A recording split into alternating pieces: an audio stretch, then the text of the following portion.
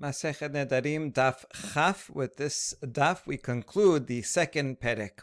We're going to start with the Mishnah that will continue the theme of ambiguous Nedarim, and this will lead into some Agadah and a very important discussion about the proper behavior and thoughts between a man and a wife when they are intimate with each other.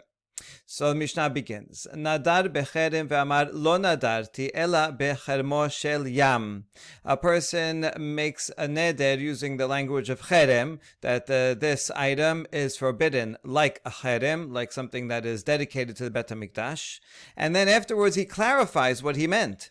And he says, no, I didn't mean something that is cherem to the Bet HaMikdash, but cherem can also mean a net that you use to catch fish. It's not as common to make a neder and comparing this bread to something that catches fish, but it's possible. That is a meaning in the dictionary of the word cherem. And so if a person says, that's what I meant, then we trust him, and therefore the bread would be permitted because fish nets are permitted. So this is a good explication of what the previous Mishnah said, that a stam neder is machmir. But if a person explains what he meant and explains it in a permitted way, then we trust that that's what he had in mind when he said it. So that's permitted. Another example, bekorban ve'amar lo nadarti ela bekorbanot shel melachim. He says this bread is going to be prohibited like an offering. And then he explains, I didn't mean an offering to Hashem in the Bet HaMikdash, which would be prohibited, but rather I meant an offering that I would give as a gift to a king, which is permitted. And in that case, we say, oh, that's what he meant. That's fine. It's permitted. הרי עצמי קורבן, ואמר לא נדרתי אלא בעצם שהנחתי לי להיות נודר בו. A person is speaking to a friend and he says, I myself am like a korban, which would mean, if he meant it, that I am prohibited to you. And so you can get no benefit from me, right? I'm separating. You might say that if you're having a fight with someone, right? I'm like a korban to you. But then he explains later, no, what I meant when I said atzmi is not myself, my body, but atzmi can also mean my bone. And this person has a bone in a drawer at home, an animal bone, any kind of bone, and he puts it there, and so that he can make this type of vow. He has a so-called bone to pick with a friend, and so he makes this vow, but he doesn't really mean it. So we can say something that sounds like it's a very strong, powerful statement against his friend, but he doesn't actually have to follow through with it. Because he explains, I just meant that I'm prohibited to use that bone I have at home in the drawer, some chicken bone. I prohibit myself from using it. That's what I meant. In that case, that he is believed. Konam ishti shenehenet li, ve'amar lo nadarti ela bi'ishti harishona shegerashti. A person may be speaking to his wife, and they have some tension, and he says, deriving benefit from my wife is prohibited to me. Deriving benefit from me, rather, is prohibited to my wife like a korban. And so he's prohibiting his wife from deriving any benefit from him. In that case, this would be a serious vow. They'd probably have to get divorced because whatever they do, he's going to give some benefit to her. And so if he can't give benefit to her, then he can't fulfill his responsibilities in the ketubah, and therefore that will force them to separate. So, but then he explains, no, when I said that my wife is prohibited from benefiting from me, I meant my first wife who I already divorced. I said she can't get any benefit from me. So even though when I said it, it was not clear to anybody else, but that's what I had in mind. So all these are cases that are permitted. There is no binding vow here. It's like if I say, hey, if you do this for me, I'll give you $100. And they say, no, I meant monopoly dollars. Okay, if a person really says that, he clarifies his intention, even though it's somewhat far-fetched, but you could see why people might want to be able to make these types of statements and then not have to mean it it and not have to have a binding vow on them. Okay, now there's going to be a machloket about what we do for people that make these types of vows, because this is not a good thing. We don't want people to go around being accustomed to such vows. So, Rabbi Meir, al kulan en nishalin lahen im nishalu onshin otam machmirin alehen dibre Rabbi Meir. Rabbi Meir, on the one hand, says for all these vows, a person does not have to request that they be undone. They're invalid, and so the person is going to go on his day and not have to worry about these vows. That's what he meant. That's fine. But if they do come to the Bet Din, or they come to the sage and they request that it be undone, then we punish them, and we're going to be very stringent upon them. Now, what would be the reason? This seems like a paradox, and I'm going to ask about it. I think a simple reading of the Mishnah would be that if they don't come to make a request, then that means they know they had in mind the permitted interpretation, and therefore they're good to go. The fact that they're coming, if they do come to the sage to undo it, that means that they actually do think that they said something that is a binding vow. So if they think that it's a binding vow, then it very well may be a binding vow, because who knows what they really had in mind. So we will punish them. We'll discuss what this punishment is, because why should they get a punishment just for making a vow? And we're going to be stringent upon them. So the Gemara will discuss, what that means and why we're going to be stringent. Anyway, that's the opinion of Rabbi Meir. Hachamim omrim potchin lahen petach mimakom acher umelamedin otan kedei shelo yinhagu kalut rosh bin darim. Hachamim are more lenient, and they say if people do come to undo the vow, so even though it's not a valid vow technically, so biblically it's not a valid vow, nevertheless, we will go through a process of undoing it. But this process of undoing it, we're going to undo the vow from another place, meaning from some extenuating circumstance that did you have in mind that this would be so. It sounds like we're going to be extra lenient, and even if it was a kind of excuse that in a real binding vow we might not accept, but we'll find any way to undo the vow, to go through a process so that the person will take it seriously. And we furthermore emphasize, don't do this again. That we teach them so that they will not make light of taking vows. It's not proper for people to go around using this kind of language to support what they said. An honest, sincere person, you should believe them just because they said it. And this is kind of crass to go around using language like curses, like you hear some people do today. It speaks low of their values if they do that, and so a person shouldn't go around making these nedarim that sound like they're nedarim, and they say, no, I didn't really. I was thinking about the fishnet. I was thinking about the chicken bone in the drawer, and it misleads people, and eventually people will get used to making such vows, and then come to make vows that are binding and violate them. That's the Mishnah. Okay, the Gemara is going to ask about Rabbi Meir. Hagufa kashya, amat en nishalin lahen, v'adartane im nishalu onshin otan machmirin alehen. This Rabbi Meir seems to be self-contradictory. On the one hand, he first says that people do not have to come to dissolve the vow because it's invalid. But then he says if they do come to dissolve it, we punish them and we're stringent. Well, which one is it? Amar Rav Yehuda, hachi katane, v'chulan en tzrichin she'ela, b'emet b'morim etamid chacham. Rav Yehuda explains that we're talking about two different circumstances. They don't need to be undone. When is that true? If it's a Torah scholar. If he makes such a vow, Torah scholar knows the difference between a valid and invalid formula and thought. And so he'll be careful to have that in mind when he says the cherem.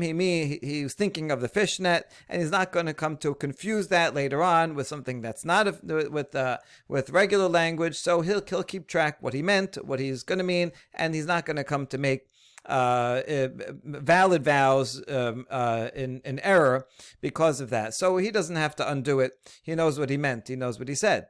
But if an ignorant person comes and says to undo it, we're not going to tell him, oh, this is an invalid vow, you don't even have to undo it, because they're not going to know exactly why it was invalid. They're going to come and think the next time they say, you are korban, you are, you are cherem to me, and then, but the person is not going to distinguish between having in mind a fishnet or not, or a korban to a king or not a king, and so then they're going to come to error, and this is not proper behavior in any case. So that's why we're going to punish them and be machmir if the person is an ama aretz. All right, now let's explain. When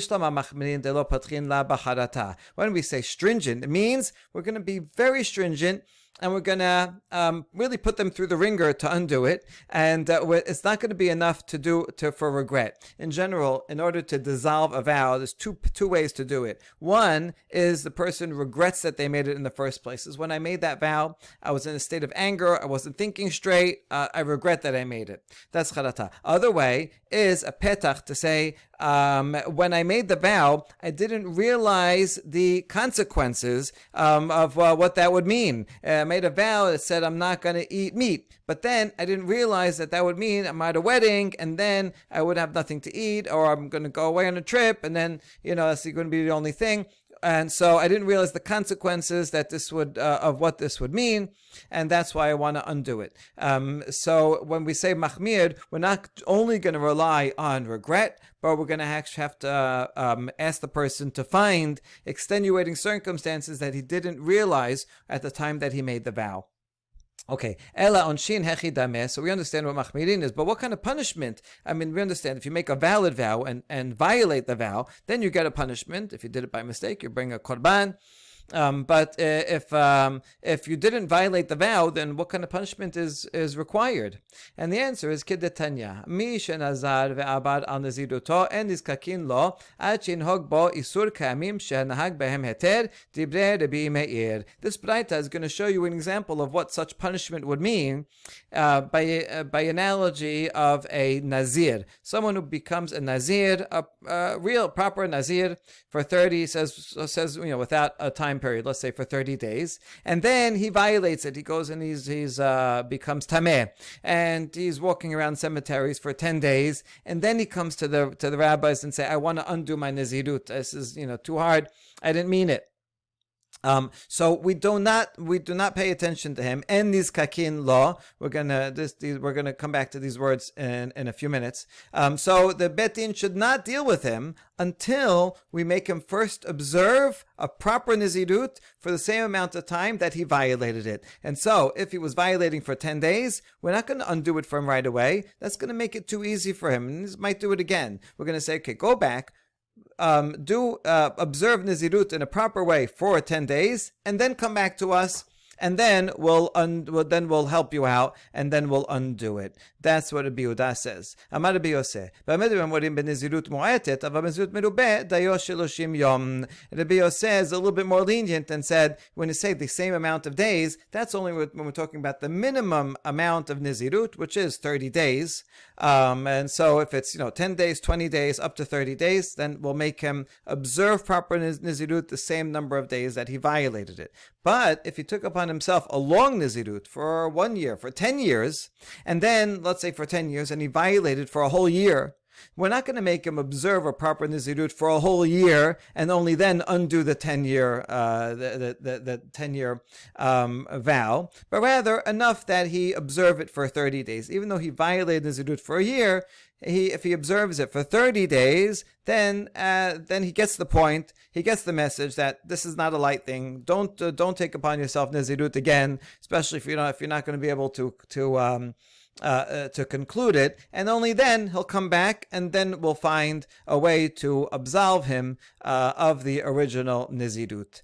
This would be kind of like if I have a student who comes late every day to class for a week, and so she gets a lot of lates, and she goes, she says, oh, I'm sorry, extenuating, sir, can you undo these lates? I'm going to come on time. So I'm not going to just undo it right away. I'm going to tell her, listen, if you come to class every day for the next week on time, then I'll show that you really mean it, that you can do it. So come back after next week, coming on time, and then I'll go back and I'll undo the lates.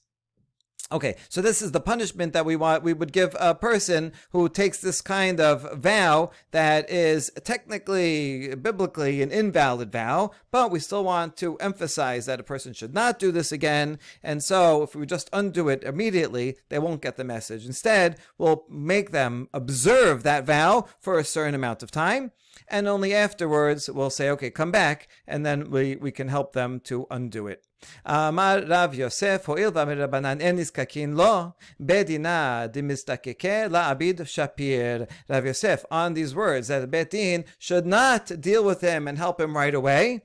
So we learn from this that if Bet Din is too lenient, and they come, someone is a Nazir, and he's not careful with Nazirut, and we just undo it right away, or they take upon themselves this type of vow of, you're prohibited to me like a cherem, and then we go and help them right away. So a Bet Din that does that is not acting properly, because they're only encouraging bad behavior. They're enabling people who are making these vows in an improper way.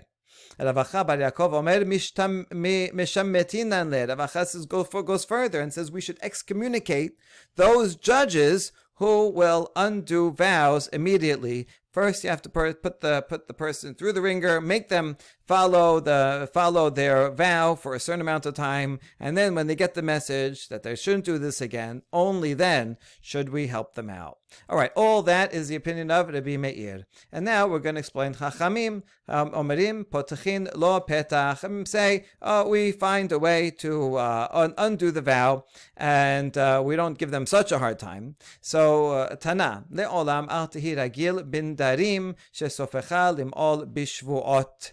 So to explain further the opinion of Chachamim, because they also say that we should teach them not to do that again, so because people should not take vows lightly. So now we're going to quote a baraita about not taking them lightly. A person should not regularly make vows, because in the end, they're going to not only make vows and violate them, they'll even make shivuot and violate them. And making a shivuah is more stringent, because that's in the Ten Commandments, taking God's name in vain. Lo yinakeh, God will not forgive someone who does that.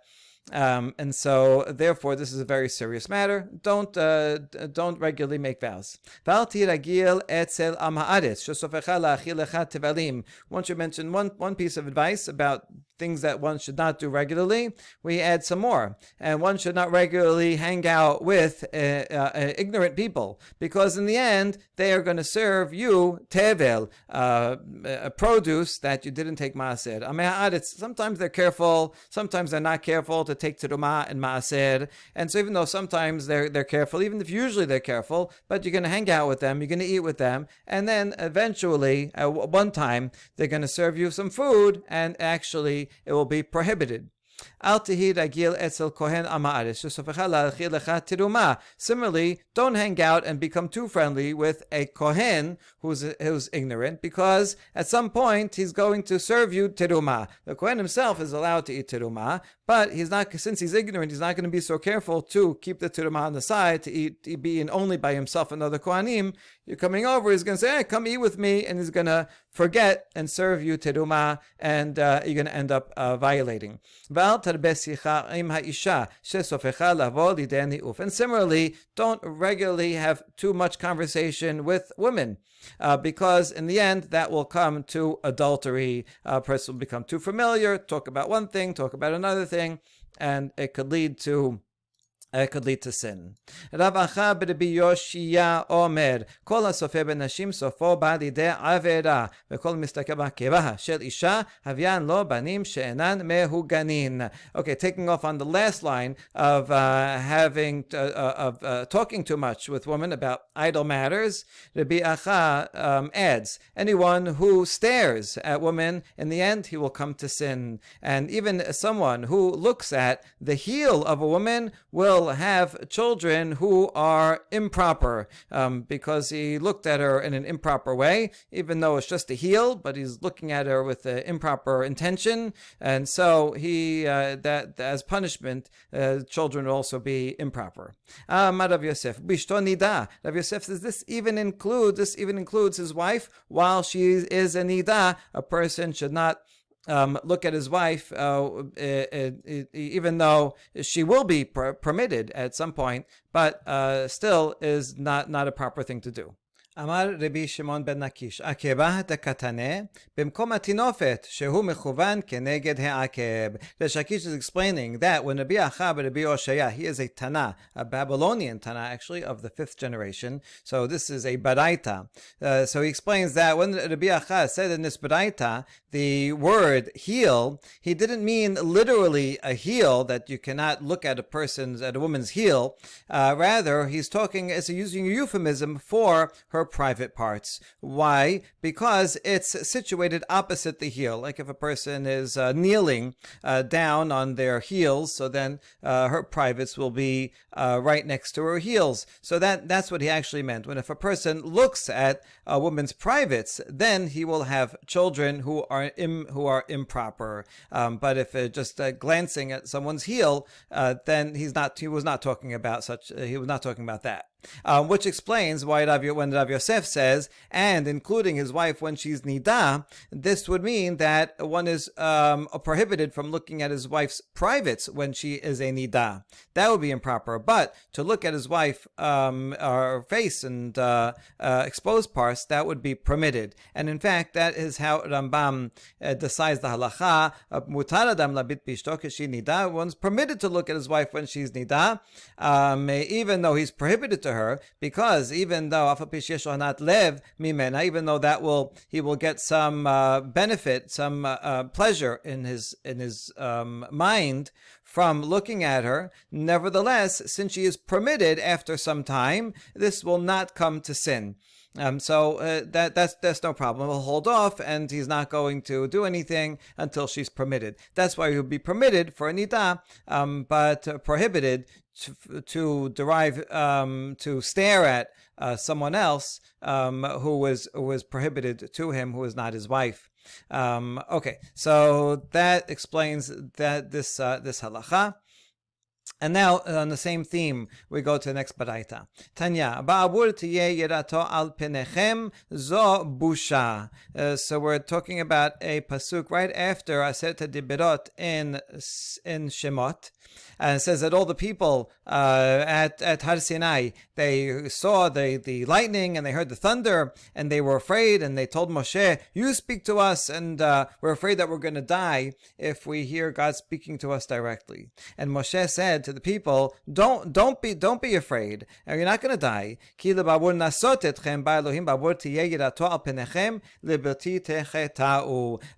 wants to test you. He wants that your fear, the fear of God, should be on your faces. So this is an expression, but this Agadah is taking it hyper literally. What does it mean for fear to be on one's face?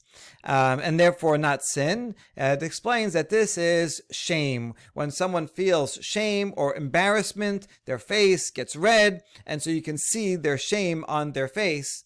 And so that is a good thing. So that,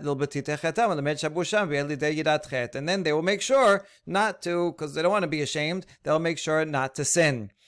Okay, I mean, shaming is not a good thing in general. We don't shame other people, but for a person to themselves feel ashamed if they did something wrong, or to blush about thinking about doing something wrong, that's good as a preventative measure, or as a prompting to teshuvah. Mikan amiru, siman yafeh ba'adam shehu baishan. It's a good sign for a person to be someone who comes to shame if it's something shameful that is happening. A person who will feel embarrassment, he will not come to sin quickly, because he'll be too embarrassed to go and sin.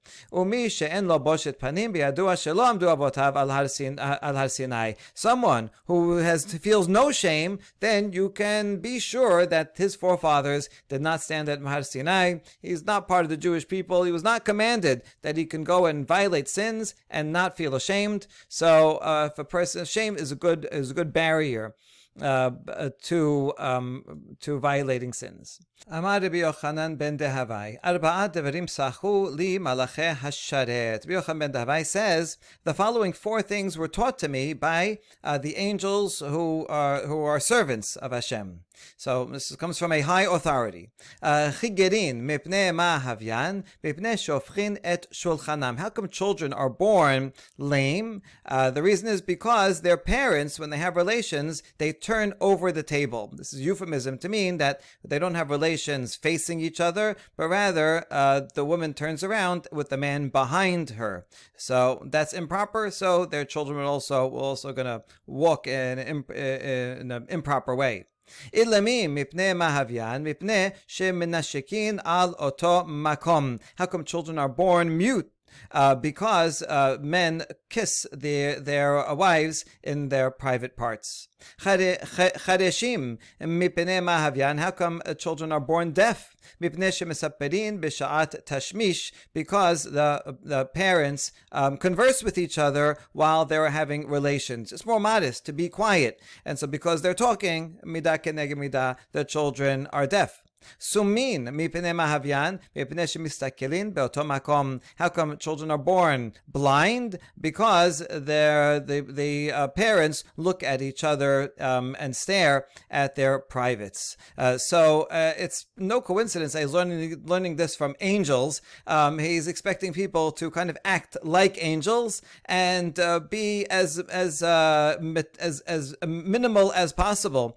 Even though they're having relations with their wives. It's not talking about adultery or anything. This is permitted relations, but even in that case, to be as modest as possible.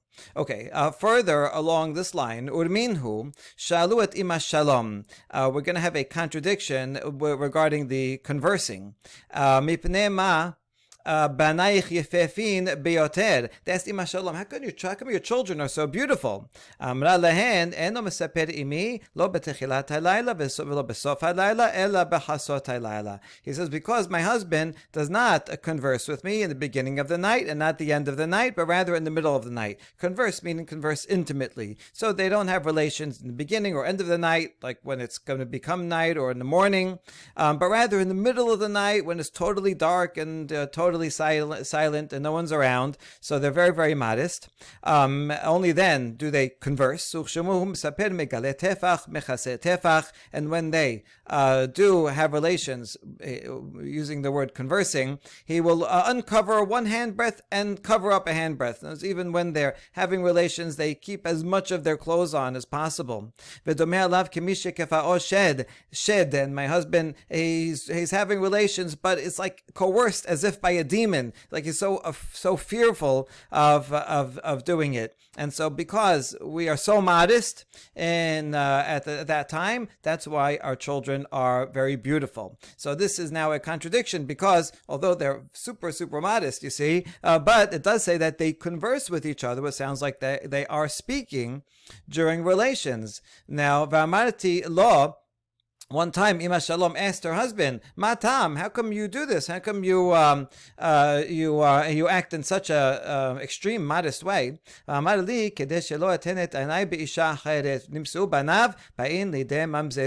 I want to make sure that my thoughts will be proper, that I will not look at or think about another woman, and if I do that, then the children will be mamzerim. It doesn't mean literally that he's going to go and sin with other women, but even thinking about the other woman, then will have a negative effect, kind of like mamzerim. And so by being very, very modest, he'll keep his thoughts away from anything that would be improper. Okay, so now we have a contradiction, because in the first baraita that we learned from the angels, it said, do not converse at all. And here, Ima Shalom and their husband, who are extremely modest, but they would converse.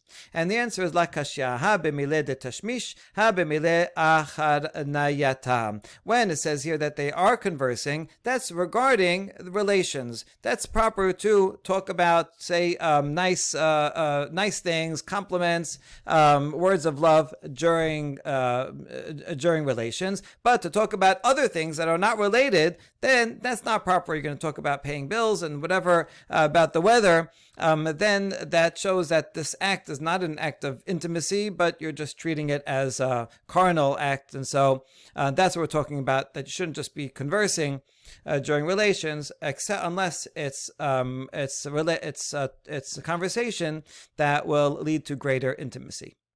Amar Rabbi Yochanan, Zo divrei Yochanan ben Dahavai, aval amru chachamim en halacha ki Yochanan ben Dahavai. Rabbi Yochanan says, what we just saw above, that was the words of Rabbi Yochanan ben Dahavai, but the sages said we do not follow that for halacha. He was an extremely modest person, ascetic, but this is not the halacha. Ela kol ma she'adam roseh la'asot be'ishto oseh. Instead, actually the opposite extreme. Anything a person wants to do with his wife, as long as she's permitted, she's not nida, they're permitted to each other, so they can relate to each other in any way they want. Mashal lebasar haba mibet hatabach, rasa le'ochlo bemelach ochlo, sali ochlo, mebushal ochlo, shaluk ochlo, vechen dag haba mibet hasayad. Rabbi's not going to be very explicit about different positions and things that are allowed, but rather they're going to use an allegory. If someone buys meat from a butcher, you can eat the meat any way you want. If you want to salt it and eat it that way, that's fine. If you want to roast it on a barbecue, you can. You can cook it. You can boil it. And same thing with fish that you buy from the fishermen. One can prepare it any way they want and eat it however they want. So maybe this sounds like a bit of a crass analogy of treating the body of a person's wife like a piece of meat. But their point is that any way, any position, anything one wants to do with one's wife is permitted. And this is a very important statement of Rabbi Yochanan, saying, although there are certainly some cultures and religions that think of sex as something negative, to be, better to be a monk and never engage, better not to be married at all. This is not what the rabbis say. It's a mitzvah to be married, and although there are even some rabbis that say, okay, even with one's wife, be very minimal and super modest and all that. But the majority, Rabbi Yochanan saying the majority opinion is, no, once it's permitted, then any act that is an act of intimacy, that is not coerced, obviously, is something that can bring a husband and wife closer together. And even though, it's materialistic and enjoyable, but we take things that are material and we kedushify them like we do with wine for kiddush, or have a nice meal for Oneg Shabbat. So too, anything that one does with one's wife is permitted as an act to bring them closer together. Amar Amemar, man malachei hasharet Rabbanan. Amemar says that when Rabbi Yochanan ben Dahavai said, I learned this from the angels, he didn't mean literally angels, he meant he learned this from other sages. Because if he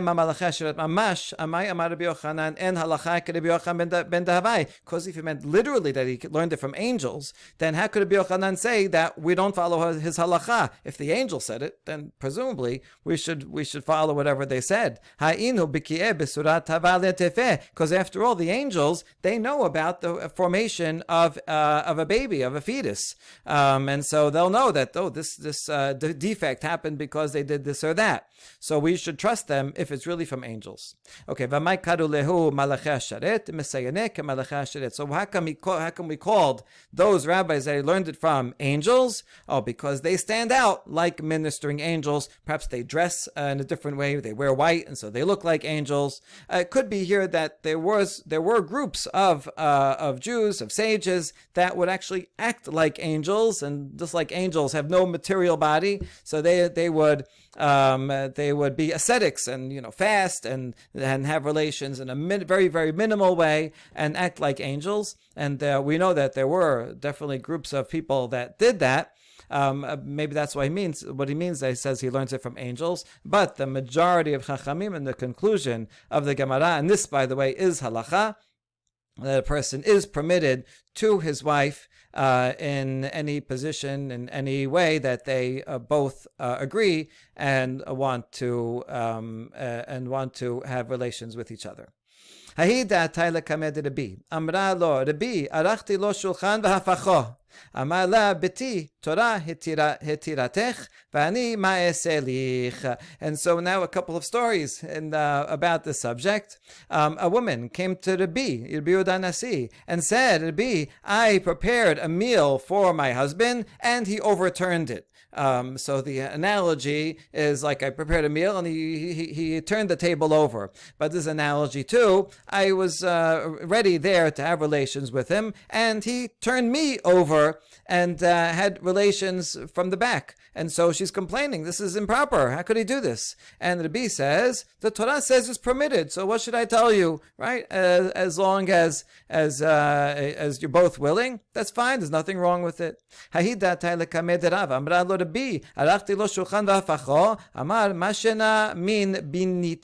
Or a similar story, a woman comes to Rav and says, I set a table for my husband and he overturned it. And, what do I do about that? And Rav said, how's it different from fish? If you want to eat a fish, you want to eat it this way, that way. It doesn't matter. You can prepare your fish and eat it any way you want. So too, this is any of these manners of relations are permitted. So go back to your husband. Okay, velo taturu achare lebabchem. When the Torah says in Parashat Sisit that one should not stray after their hearts, mikan amar Rabbi, alish te'adam bekos ze v'iten einav bekos acher. A person should not drink from one cup and put his eyes on another cup. Meaning, one should not have relations with one woman, his wife, and think about another woman. Amar Ravina lon srechayla dafilu sheten nashav. Ravina says not only a person should not have relations with one woman and be thinking about another woman who's not related, who's not married to. Certainly, that would be prohibited. But even if a person is married to two women and he's permitted to both women, even so, he should not have relations with one and be thinking about the other. That is also not permitted. Yechezkel says, I'm going to purge from you the rebels and those that transgress against me. Who is that? Amar Rabbi Levi, Elu bene tesha midot bene asenat mishaga'ach. So this is referring to these people who are transgressing. These children refer to people who have 9 traits. In other words, 9 defects that come from people that act in a wrong way, and because they act in this way, the children suffer the consequences. And so this is an acronym, a mnemonic to remember. The Aleph stands for Bnei Ema. Children of fear. In other words, if a husband is forcing his wife to have relations with him and she's doing it only out of fear, well, this is not a very good relationship, and as you can imagine, the children will certainly be affected negatively by that. Bnei Anusa, or a woman who is raped. Bnei Sinuah, children of a hated woman, if the parents are fighting and nevertheless they have relations, then the children are certainly going to feel the effects of that. Bnei Nidui, if one of the parents are ostracized or excommunicated. Bnei Timurah, that the man is substituting. He's thinking of one woman while he's having a different woman while he's having relations with his wife. Bnei Meribah, or they have relations while they're fighting with each other. Bnei Shicherut, or parents have relations while they're drunk. Bnei Gerushat Halev, or if a person decided he's going to divorce his wife, but he didn't do it yet, and he has relations with his wife, so then the act is not an act of intimacy, so that's improper. Bnei Irbubia, if he's mixing up and he thinks he's having relations with one woman, but he actually doesn't know, and it's not the woman that he's thinking of. Bnei Hasufa, a shameless woman, where she demands of her husband to have relations. So all these are 9 improper ways to have relations, and where the children will suffer the effects of it. Now we ask, Ini, V'amar Rabbi Shemuel bar Nachmani amar Rabbi Yochanan kol adam sheishto tobato, Havyan lo banim she'afilu bedoro shel Moshe Rabbeinu lo hayu kemotam. We have a contradiction regarding the last one. If the woman is demanding, we see another statement in the name of Rabbi Yochanan that any man whose wife engages him and requests relations, they will have children that are so great that they're greater than anyone in the generation of Moshe. How do we see that? Shelemah havu lachem anashim chachamim unevonim. In the beginning of Bamidbar, Hashem says, go and find people to help you out, because you can't lead the people alone. People who are chachamim and nevonim, that are wise and understanding. But then 2 Pesukim later, but when he goes to find them, he doesn't say the word nevonim. In other words, he looks around, he can't find people that have such understanding. So you see that in the generation of Moshe, they didn't have people of this high level of understanding. Yet uchtiv Yisachar hamorgarim, uchtiv b'nei Yisachar yodeh bina la'itim. But regarding Yisachar, it says that he's like a large bone donkey, and it says further about Yisachar, it's not just physically, but rather in Divrei Amim, it says that the people from the family of Yisachar had bina la'itim. They knew the understanding of the calendar, so they did have this level of bina that the people in the generation of Moshe didn't have. Now why? What's special about Yisachar? Yisachar was born, his mother was Leah, and he was born right after the incident where Leah traded the dudaim that Reuven found and gave him to Rachel for a right to sleep with Yaakov that night. And because of that, Yisachar was born. Now, it does say there that Vayavo Yaakov min hasadeh ba'erev, when Yaakov came home, so he was expecting to be with Rachel. It was her turn. But because Leah acquired the right to be with Yaakov for that night, says Vatese Leah likrato vatomer elai tavo. She goes out to greet him, and she said, "Come and be with me." So you see that because Leah was more forward, and she invited Yaakov to come have relations with her, Yisachar, that was born from that union, had this extra bina, a bina that was higher a level than anyone of these elders that they could not find in the time of Moshe Rabbeinu. So here we have a contradiction. On the one hand, here it says b'nei hatzufa, woman is hatzufa, shameless woman, then this is not good, and the children will be negatively affected. But here it says it is a good thing with Yisachar, and the answer is ahi dim raseya arsuye. No, there the baraita that's talking about that it's a positive thing with Leah is talking about where she entices her husband in a more subtle way. So the one up here is talking about a case where she is explicit. That's not proper for a woman to be very explicit and very shameless and kind of crass. Is improper way. She should be more modest. But nevertheless, it is fine and even good if she will entice her husband in a more subtle way. Hadran alach ve'elu mutarin. Chazakim u'beruchim.